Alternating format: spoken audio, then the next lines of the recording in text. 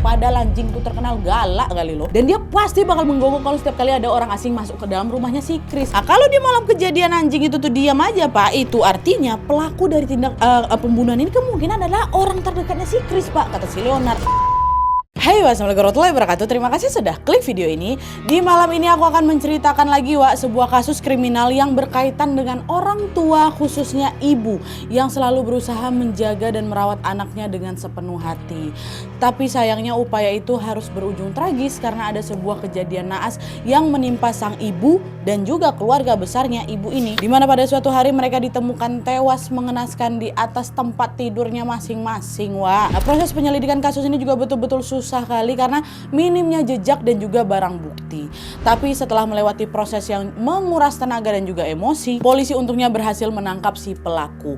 Dan yang menariknya dari kasus ini adalah kasus ini tuh menjadi viral karena kasusnya yang dianggap beda dari biasanya. Karena baru kali ini ada kasus pembunuhan satu keluarga yang pelakunya adalah satu keluarga juga. Family versus family. Nah, penasaran dengan kisah selengkapnya? Jadi tanpa berlama-lama kita langsung masuk aja ke ceritanya ya. Check it out.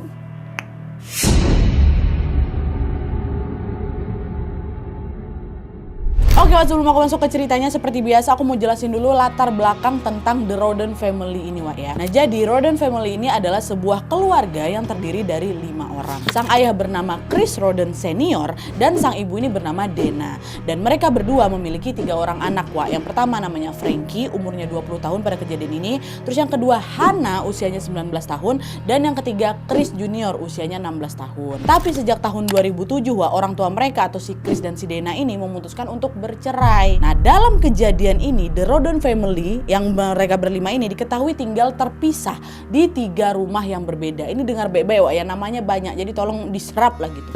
Nah, 3 rumah ya. Di rumah pertama itulah dia ada si Chris Senior, bapak sama sepupu bapaknya namanya Gary, tinggal di rumah pertama.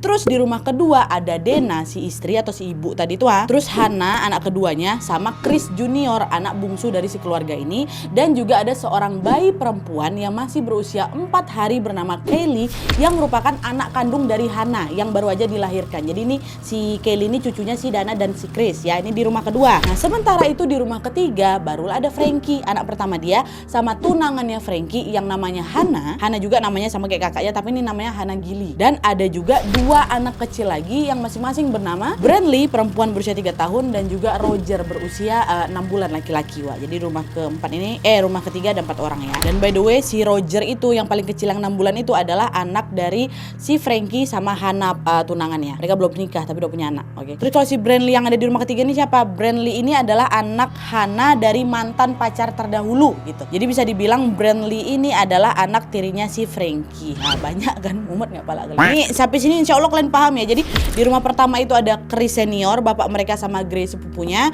Di rumah kedua ada Dana, Hannah, Chris Junior sama baby Kelly.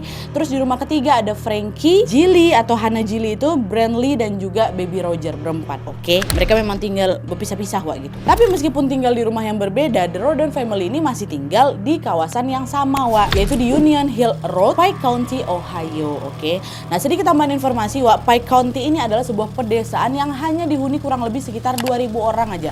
Rumah-rumah warga di sana juga cukup berjarak jauh gitu loh, karena kawasan ini masih dipenuhi oleh peternakan dan juga perkebunan. Situasi di desa itu juga tergolong masih sepi terutama pada saat malam hari. Tapi walaupun bukan daerah yang ramai, masyarakat di sana mengenal akrab lah situ satu sama lain kan. Dan menurut pandangan mereka, semua anggota The Rhoden Family ini adalah orang yang punya citra baik Mereka baik semua, mereka ceria dan mereka selalu aktif mengikuti kegiatan yang diadakan oleh masyarakat yang ada di situ. Nah, selain itu The Rhoden Family ini juga dikenal sebagai keluarga yang sangat harmonis meskipun Dana dan Chris atau mama bapak mereka ini sudah lama bercerai. Tapi sayangnya keharmonisan itu tidak bertahan lama karena pada suatu hari di tahun 2016 ada sebuah kejadian naas yang menimpa seluruh anggota keluarga The Rhoden Family ini, termasuk keluarga yang lain. Nah, apa itu baru kita masuk ke kejadian.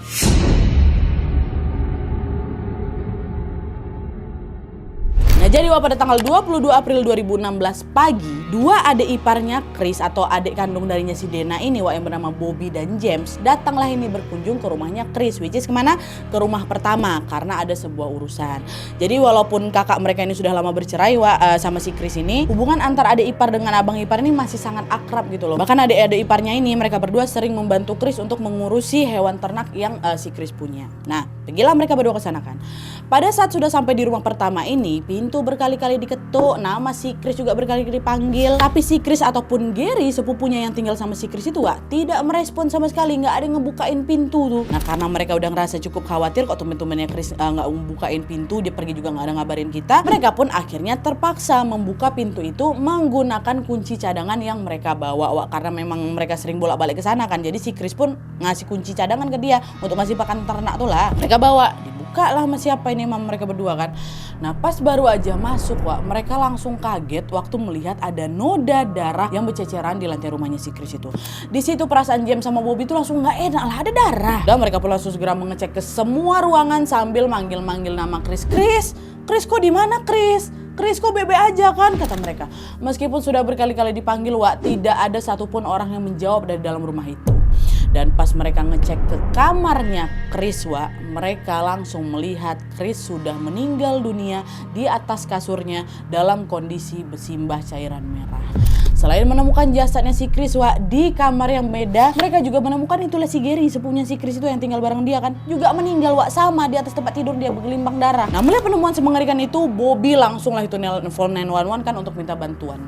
Di situ Bobby ngomong, Pak, tolong Pak, ini keluarga saya meninggal Pak, tolong cepat kesini, kata dia gitu kan. Loh, meninggal kenapa? Rumahnya di mana? Kata si polisi kan. Saya nggak tahu dia meninggal kenapa Pak, tapi saya tengok di sini udah banyak kali darah, alamatnya di Paikonti Pak, di sini. Tolong Pak cepat datang ke sini, kata si Bobby. Oke, tunggu ya, kami akan segera datang ke sana secepatnya, kata si 911. Nah, setelah menelpon 911 Wak, Bobby lalu mengajak si James ini untuk pergi ke rumah ketiga, which is ke rumah siapa? Rumah si Frankie, rumah anaknya si Chris yang pertama tuh, rumah keponakannya nih, yang isinya siapa aja tadi? Si Frankie, tunangannya sama dua anak tunangannya, ya kan? Maksudnya mau datang ke sana mau ngabarin nih, bapakku mati dekat rumahmu gitu.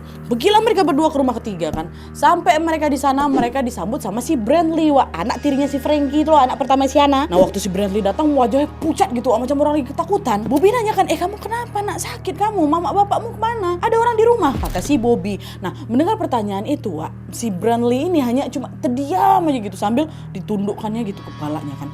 Nah, sadar ada yang nggak beres di sini, si Bobby ini pun langsung bergegas lah masuk ke dalam kamarnya si Frankie untuk mengecek keadaannya keponakannya nih. Pas udah nyampe di kamar Wak, lagi-lagi Bobby tersiok, kaget dia. Gara-gara Frankie, keponakannya ini dan juga Hana tunangannya sudah meninggal dunia juga Wak. Tepat di atas tempat tidur mereka juga. Sementara Roger, anak masih bayi itu macam mana dia? Untungnya Roger masih ditemukan hidup Wak, dan sedang tertidur pulas di samping jasad ibunya si Roger kayak gitu. Nah, melihat anggota keluarganya ini banyak yang tewas di waktu yang berdekatan, Bobby jadi khawatir sama kakaknya lah, sama si Dena kan, yang juga tinggal tidak jauh dari rumahnya si Frankie, which is dimana? Di rumah kedua. Bobby ngomong ke si James kan, saudara James, tolonglah kau cek rumahnya kakak kita nih, perasaan aku kok makin gak enak, aku jadi khawatir kali sama dia gitu. Oke, aku pergi sekarang ya, kau tunggu di sini ya sama si Brandley, katanya. Iya ya nggak apa-apa, aku tunggu di sini, bentar lagi juga polisi datang, pergi kau ngecek ya, kata si Bobby kayak gitu. Udah lah tuh, James ini lah Wak yang pergi ke rumah kedua, which is ke rumah si Dana. Isinya siapa tadi? Si Dena, Hana anaknya perempuan yang kedua, Chris Junior anak bungsunya, sama si cucunya tadi tuh baby kill yang masih 4 hari itu. Pergilah dia ke sana. Nah, pas dia udah di sana Wak, rumah itu kelihatan sepi kali, sepi. Tapi pas dicek pintunya rupanya nggak dikunci. Makin nggak enak lah feelingnya ya kan. Dah, James pun langsung masuklah ke dalam rumah untuk ngecek keadaan si Dena kakaknya. Dan lagi-lagi untuk kesekian kalinya Wak, James melihat pemandangan yang sangat traumatis sekali.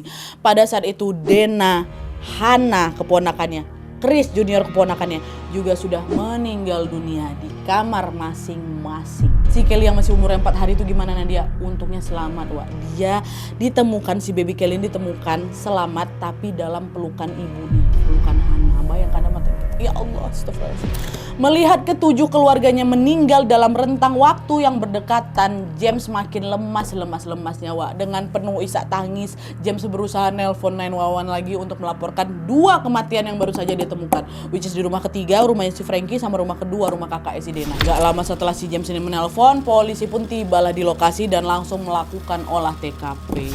Nah, pada saat olah TKP ini sedang berlangsung, polisi tiba-tiba menerima laporan yang tidak kalah mengejutkan lagi. Di tempat lain yang tidak jauh dari ketiga TKP ini ditemukan lagi ada jasad seorang laki-laki yang masih menjadi bagian dari keluarga The Roden family ini. Dan jasad yang ke-8 ini adalah kakak kandungnya Chris senior yang bernama Kenneth. Oke, dengan adanya penemuan itu alhasil sampai sini ada berapa? Ada 8 keluarga dan juga kerabat The Roden family yang dinyatakan meninggal dunia. 5 dari 8 korban itu adalah keluarga inti dari Roden family, hilang semuanya nyawanya kecuali cucu-cucu yang anak kecilnya. Sementara 3 korban lainnya itulah dia ada si Grace, si sepupu, kakaknya dan juga tunangan dari The Roden family. 8 ketemu mati semua. Nah, setelah melakukan olah TKP, polisi pun langsung mengirim jasad semua korban ini ke rumah sakit lah itu kan untuk diotopsi. Nah, setelah diotopsi akhirnya diketahui bahwa semua korban ini meninggal dengan cara yang hampir sama, yaitu ditembakin pistol di bagian kepala di saat mereka semua lagi tidur. Dan parahnya lagi peluru yang ditemukan di kepala para korban ini lebih dari 1 loh. Bahkan ada yang 1 korban 9 peluru. Dan kalau dilihat dari jenis lukanya yaitu ditembak secara membabi buta, besar kemungkinan pelaku ini melakukan aksi tersebut gara-gara dendam. Kelihatan dendamnya dari luka-luka korban tuh. Nah, hasil otopsi inilah yang membuat polisi yakin bahwa kematian The Roden family sudah pasti adalah tindak penghilangan nyawa, bukan perampokan gitu loh. Tapi di sisi lain polisi juga penasaran siapa nih pelaku yang udah tega ngabisin satu keluarga ini dan kira-kira apa alasannya, apa motifnya. Nah, untuk menjawab pertanyaan itu polisi pun langsung berusaha untuk mengumpulkan informasi sebanyak mungkin dan segera memulai proses penyelidikan.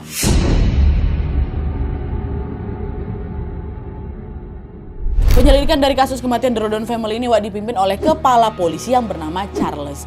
Nah, pada saat itu hal pertama yang Pak Charles ini lakukan adalah mengerahkan pasukannya untuk mencari petunjuk di sekitar TKP lah, ya kan? Nah, dari pencarian itu mereka mendapatkan informasi bahwa si kepala keluarga atau si Chris dan si Kenneth, kakaknya ditemukan paling terakhir ini, sedang menanam tumbuhan kanabis namanya yang mengandung zat narkotika. Dan FYI, kanabis ini biasanya memang dijadikan bahan baku untuk pembuatan marijuana ya. Lagi nanam kanabis. Nah, fakta itu bikin si polisi ini mikir jangan-jangan mereka ini anggota kartel narkoba dan bisa jadi si Chris atau si Kenneth ini melakukan kesalahan fatal yang bikin kartel marah hingga akhirnya menghabisi nyawa mereka termasuk juga keluarga-keluarga mereka. Sempat mikir kayak gitu polisi. Nah, tapi sayangnya kebenaran dugaan itu belum bisa dipastikan gara-gara apa? Gara-gara polisi belum menemukan bukti yang terkait sama hal itu gitu loh. Nah, selain itu polisi juga terus berupaya mencari petunjuk lain dan kali ini mereka mewawancarai beberapa tetangga-tetangga yang tinggal di sekitar rumahnya korban lah ya kan. Polisi nanya bapak-bapak, ibu-ibu semuanya, sebelum The Roden family ditemukan meninggal dunia, malam hari kemarin Pak, malam harinya itu kalian ada dengar suara-suara aneh nggak? Mungkin ada suara nangis, suara tembakan atau suara apa itu?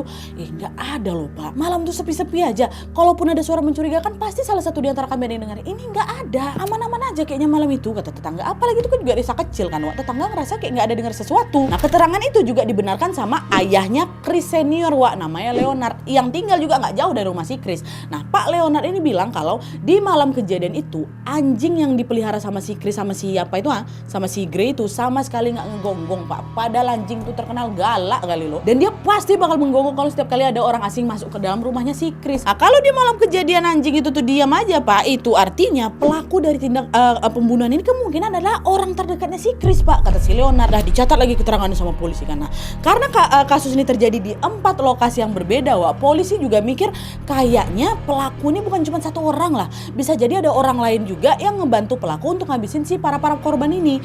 Tapi lagi-lagi gara-gara nggak ada bukti, pemikiran itu masih sebatas dugaan yang belum tentu valid aja gitu loh. Nah, minimnya alat bukti inilah yang membuat kasus ini pun menemui jalan buntu bahkan sempat terhenti itu beberapa bulan. Nggak mau terus-terusan berpangku tangan, polisi pun akhirnya melakukan cara lain untuk bisa mengembangkan penyelidikan dari kasus ini Dan kali ini mereka mengadakan sebuah sayembara berhadiah gitulah. Apabila ada orang yang bisa memberikan keterangan akurat terkait pelaku pembunuhan dari The Roden family ini, dia akan diberikan uang tunai sekitar 10.000 USD atau sekitar 162 juta rupiah. Sayembara itu pun kemudian disebarluaskan lah itu kan di seluruh masyarakat melalui berbagai media yang ada di Amerika. Dan tidak lama setelah itu tersebar, Wak, memang ada itu sekitar 400 orang yang memberi kesaksian yang kepada polisi. Tapi dari 400 itu, dari semua kesaksian itu tidak ada satupun keterangan yang dianggap cukup akurat, nggak ada. Alih-alih mendapatkan titik terang, semua keterangan-keterangan itu malah bikin polisi ini makin bingung lagi, Wak, dalam mengungkap pelaku. Dan karena penyelidikan ini semakin lama kok dirasa semakin rumit, di titik ini polisi mulai berpikir yang enggak-enggak. Di situ polisi mengira kalau pelaku asli ini sedang berusaha mengecoh mereka dengan mengirim informan-informan palsu, atau gampangnya itu saksi-saksi yang ngasih keterangan ke polisi yang banyak kali itu kemungkinan itu orang-orang suruhan pelaku. Itu kata si polisi, pikiran polisi gitu loh. Dan setelah berpikir kayak gitu, akhirnya polisi pun memutuskan untuk mengubah metode penyelidikannya mereka. Dari yang awalnya terbuka dan diketahui oleh masyarakat, bahkan juga ada sayembara tuh, mereka langsung berubah menjadi penyelidikan diam-diam atau underground. Dan ternyata cara kedua ini, Wak, cukup efektif karena setelah mengalami jalan buntu selama lebih dari 1 tahun, akhirnya di bulan Mei tahun 2017 polisi menemukan petunjuk penting yang menjadi titik terang terungkapnya kasus sadis ini, Wak. Masuk.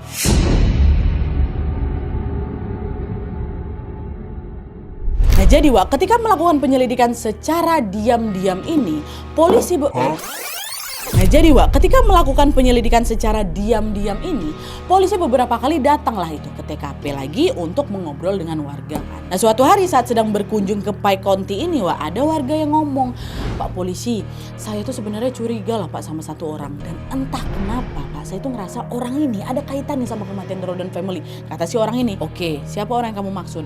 "Namanya Jack Wagner, Pak. Beberapa bulan yang lalu dia ngejual rumahnya, Pak. Terus dia pindah ke Alaska sama keluarganya.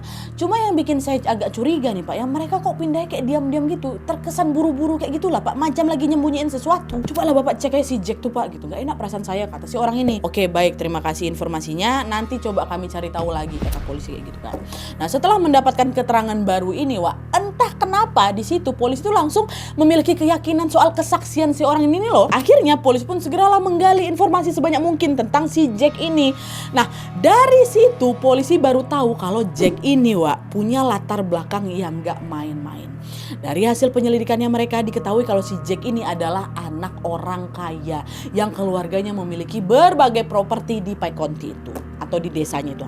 Nah, kekayaan itulah yang membuat si keluarga Jack ini juga terkenal cukup disegani, Wak, bahkan ditakuti itu sama masyarakat sekitar. Selain mengetahui latar belakangnya si Jack ini, polisi juga berhasil menemukan ada benang merah antara Jack sama The Rodon Family, Wak.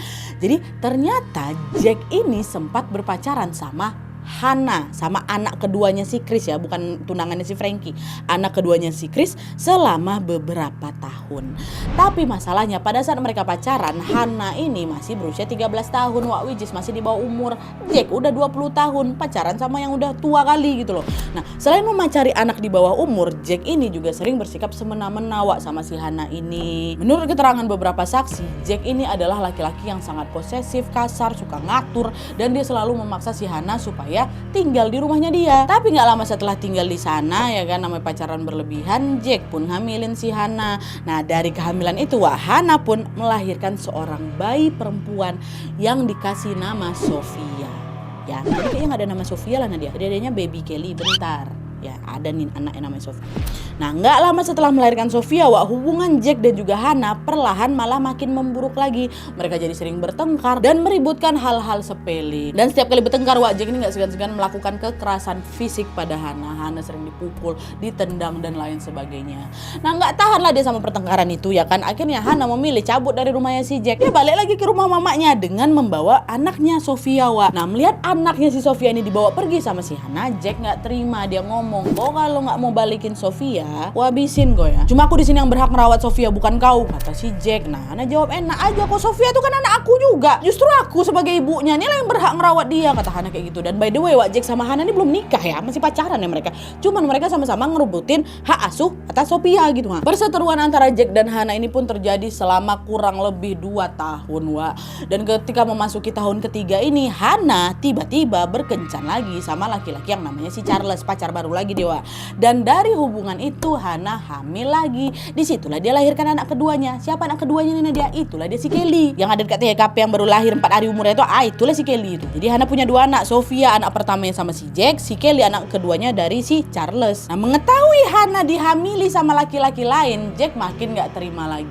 Dan dari keterangan yang didapat sama polisi, Wak, beberapa hari sebelum The Rhoden family ini ditemukan tewas, Jack sempat ngedatengin Hana dan memaksa dia untuk menandatangani surat pengalihan hak asuh anak atas Sofia. Tapi waktu itu tetap tuh Hana kekeh nggak mau menyerahkan Sofia kepada si Jack, Wak. Hana ini bahkan ngomong ke Jack, sampai kapanpun Jack nggak akan aku tanda tangan. Kalau kau pengen dapetin hak asuh Sofia, kau langkahi dulu mayatku. Kata si Hana kayak gitu. Nggak mau si Hana ngasih si Sofia ini sama siapa, Wak. Nah, masalah perebutan hak asuh inilah yang membuat polisi makin curiga lagi sama si Jack. Polisi jadi mikir, kalau memang bukan dia pelakunya, ngapa dia buru-buru pindah ke Alaska, ya kan? Dan kalau dipikir-pikir sejauh ini cuma dialah satu-satunya orang yang punya alasan untuk ngabisin The Rhoden family, kata si polisi kayak gitu. Nah, kecurigaan itu, Wak, semakin kuat lagi setelah polisi sadar bahwa mereka sama sekali tidak melihat keberadaannya Sofia. Kalian ingat kan di TKP tadi kan cuma ada 3 orang, si Brandley, baby Roger, sama baby Kelly kan, yang anak-anak tuh yang bayi-bayi ini kan cuma mereka bertiga kan, nggak ada Sofia. Nah, di situ polisi menganggap Sofia tidak ada di lokasi karena udah dibawa lari sama si Jack ke Alaska. Tapi meskipun punya kecurigaan besar, Wak, polisi berhati-hati betul dalam mengumpulkan barang bukti ini. Gegara apa? Gegara Jack ini kan apa tadi? Bukan orang sembarangan kan? Dia adalah orang yang punya power dekat situ. Dan akhirnya setelah melewati proses penyelidikan yang melelahkan, pada tanggal 13 November 2018 atau 2 tahun setelah kejadian, Wak, polisi akhirnya langsung menetapkan Jack sebagai tersangka penghilangan nyawa The Rhoden family. Dan plot twist ya di sini. Dari penyelidikan lanjutan yang dilakukan kepada Jack, Wak, polisi juga menetapkan 5 anggota keluarganya Jack sebagai tersangka juga. 5 itu siapa? Angela, mamanya si Jack, Billy, bapaknya si Jack, George, abangnya si Jack, dan ada 2 neneknya si Jack, Wak, namanya si Rita dan Frederica. Jadi total yang ditangkap ada 5, bapaknya, abangnya, 2 neneknya. Ya. Nah, dari hasil penyelidikan lanjutan ini, Wak, diketahui bahwa mereka berenam termasuk si Jack ya diduga menjalankan peran yang berbeda dalam kasus pembunuhan The Rhoden family ini, Wak. Di situ polisi menduga Jack, Billy, dan George yang si laki-laki ini mendapatkan tugas untuk menembak para korban, sementara Rita dan Frederica, kedua neneknya si Jack ini, dituduh bersekongkol dalam menutupi tindak kejahatan. Terus mamanya si Jack fungsinya apa? Nah, dia mamanya si Jack ini justru dituduh sebagai dalang utama di balik tindak kejahatan ini. Kok bisa pula dia dalang utamanya, Nadia? Jadi, Wak, tuduhan itu bermula dari kesaksian seseorang yang bilang kalau Angela ini adalah ibu yang jahat dan suka ikut campur urusan anak-anaknya, terutama urusannya si Jack, Wak. Ada informasi yang menyebutkan bahwa di saat si Hana itu cabut dari rumahnya si Jack tuh loh, gara-gara dia udah gak tahan di KDRT sama si Jack kan, Angela sering ngompor-ngomporin si Jack rupanya, Wak, supaya bisa ngambil si Sofia anaknya itu dari si Hana. Si Angela ngomong, Jack, kau tuh laki-laki anaknya, jangan mau kau ditipu sama pacarmu, kau ambil anakmu tuh. Kau tahu Hana tuh orang kayak gimana, dia tuh bukan ibu yang baik buat si Sofia, ya ambil tuh anak kau cepat, digitu-gituin. Nah, perkataan itulah, Wak, yang diduga menjadi pemicu pertengkaran antara si Jack sama si Hana terkait hak asuh anak. Kok dikumpuri terus sama si Angela ini? Nah, karena Hana ini belum juga mau memberikan Sofia sampai 3 tahun lamanya, pada suatu hari Angela ini menyarankan si Jack untuk udah kau habisi aja nyawanya si Hana di rumahnya tuh, nanti kami bantu, kayak gitu. Nah, sayangnya si Jack setuju digituin sama mamanya, Wak. Lalu supaya aksi itu nggak ketahuan, Wak, mereka pun sepakat untuk menghabisi Hana dan juga seluruh keluarganya yang tinggal berdekatan. Itulah kenapa sepupunya, omnya, bahkan tunangannya si Hana ini kan juga ikut dihabisi sama mereka kan. Habiskan, nggak usah ada yang bersisa, kata mereka gitu. Nah, singkat cerita, Wak, setelah ke-6 pelaku ini ditangkap, kasus ini pun tentunya menjadi trending topik di seluruh penjuru Amerika kan. Karena tadi itulah, Wak, karena baru kali ini ada kasus pembunuhan satu keluarga yang pelakunya adalah satu keluarga juga. Jadi kasus itu semacam perseteruan yang melibatkan antar keluarga gitu, Wak, The Rhoden family versus The Wechner family. Tapi meskipun semua pelaku ini sudah ditangkap, Wak, bukan berarti masalahnya juga selesai di situ aja. Sebelum persidangan berlangsung, ke-6 pelaku ini sempat mengajukan banding memang, dan mereka berdalih kalau mereka nggak bersalah lah kayak gitu kan. Nah, menanggapi pengajuan itu, pengadilan Ohio justru mengancam mereka akan memberikan hukuman paling berat pada ke-6 pelaku. Salah satunya adalah mereka akan mengancam dan memvonis Jack dengan hukuman mati. Mau banding kau kasih hukuman mati kau, kata. Waktu dengar ancaman kayak gitu langsung berubah pikiran lah si Jack. Oke, baik Pak Hakim, nggak jadi Pak Hakim. Oke, aku nggak akan banding. Di kasus ini memang aku yang salah Pak, tapi tolong kuranginlah hukumanku dan juga hukuman keluargaku. Kayak gitu Jack ngaku di sini memang. Dan setelah melewati persidangan yang berkali-kali, entah atas pertimbangan apa Wak ya, hakim pun akhirnya mengabulkan permintaan itu. Jack yang seharusnya dijatuhi hukuman mati diganti dengan hukuman seumur hidup. Sementara George dan Angela, abang sama ibunya ini masing-masing dijatuhi hukuman seumur hidup dan 30 tahun penjara Wak. George yang seumur hidup, si Angela 30 tahun. Ngapa hukumannya George yang lebih tinggi Nadia, bukannya si Angela yang diduga sebagai itu apa tadi kau bilang dalam utama? Nah itu Wak. Persidangan kasus ini berlangsung memang rumit kali, tapi intinya salah satu alasan hukuman Angela itu lebih ringan dibanding si George adalah karena dia mau mengakui kesalahannya kayak gitu. Sedangkan si George ini dijatuhi hukuman lebih tinggi gara dia selalu berkelit-kelit kayak gitu lah, nggak kooperatif. Terus yang nenek berdua tuh gimana Nadia, Rita sama Frederica? Rita sama Frederica mengalami nasib yang jauh berbeda dari mereka yang tadi Wak. Rita divonis hukuman 5 tahun penjara dan denda sebesar 750 USD, sedangkan Frederica atau nenek yang satunya ini Wak belum menerima vonis apapun karena dakwaannya dibatalkan di tahun 2019. Entah kenapa pengadilan melakukan hal itu, tapi besar kemungkinan mereka ini tidak menemukan bukti yang kuat terkait keterlibatan yang si nenek kedua atau si Frederica. Terus pelaku terakhir Billy, bapaknya siapa ini, bapak si Jack, masih belum menemukan hukuman pasti karena kasusnya baru akan disidangkan di Januari 2025 kemarin. Belum ada keputusan dan kami belum dapat informasinya. Kita tunggu aja lah cepat kelanjutannya Wak ya. Semoga penegak hukum di sana bisa memberikan hukuman yang seadil-adilnya untuk para korban. Amin. Oke Wak, jadi itu tadi kasus kriminal penghilangan nyawa yang menimpa The Roden Family. Kasus yang betul-betul miris ya Wak ya, dimana korbannya adalah satu keluarga dan pelakunya juga satu keluarga. Kejahatan yang dilakukan sama The Wechner CS ini membuat ya Allah ada 4 anak kecil loh yang kehilangan orang tuanya kan. Kelly, Sophia, Brandley, sama Roger. Dan menurut kabar Wak, keempat anak ini sekarang sudah dirawat di tempat yang aman, yaitu di salah satu yayasan milik pemerintah Amerika. Kita doakan saja semoga mereka selalu sehat dan bisa bertumbuh dengan baik meskipun tanpa, ya Allah bayangin Wak, nggak ada orang tua, nggak ada kakek, nggak ada om, nggak ada tante, nenek, nggak ada. Dari kasus ini setidaknya kita belajar satu hal Wak ya, yaitu untuk selalu berhati-hati dengan lawan jenis yang berusaha mendekati anak-anak kita atau adik-adik kita yang masih di bawah umur. Kenapa? Karena anak-anak itu rentan Wak dijadikan korban manipulasi sama orang dewasa. Kalau aja dulu nih Hana nggak kenal sama si Jack, mungkin The Roden Family tidak akan kehilangan nyawa mereka hanya karena masalah ini. Dan mirisnya lagi pelaku dalam kasus ini kan juga nggak dapetin hukuman yang setimpal kan Wak. Bayangin aja, mereka udah ngebunuh 8 korban ya, 8 korban, tapi nggak ada satupun dari mereka yang dijatuhi hukuman mati. Nah gimana? Nggak adil kan? Kalau menurut kalian gimana lah Wak? Apakah hukuman dari berenam ini adil? Setimpal? Coba tulis semua pendapat kalian di kolom komentar di bawah Wak ya. Oke Wak, jadi sekian dulu videonya. Terima kasih banyak yang sudah menonton. Kalau kalian suka video ini, klik like-nya. Jangan lupa komen di bawah tidak ada, dan saran-saran untuk video selanjutnya. Jangan lupa nyalain notifikasinya supaya kalian tahu kalau aku upload video baru. And as always, jangan lupa untuk klik tombol subscribe supaya kalian sama-sama tahu informasi menarik dan menegangkan dari channel aku. See you next video Wak, bye.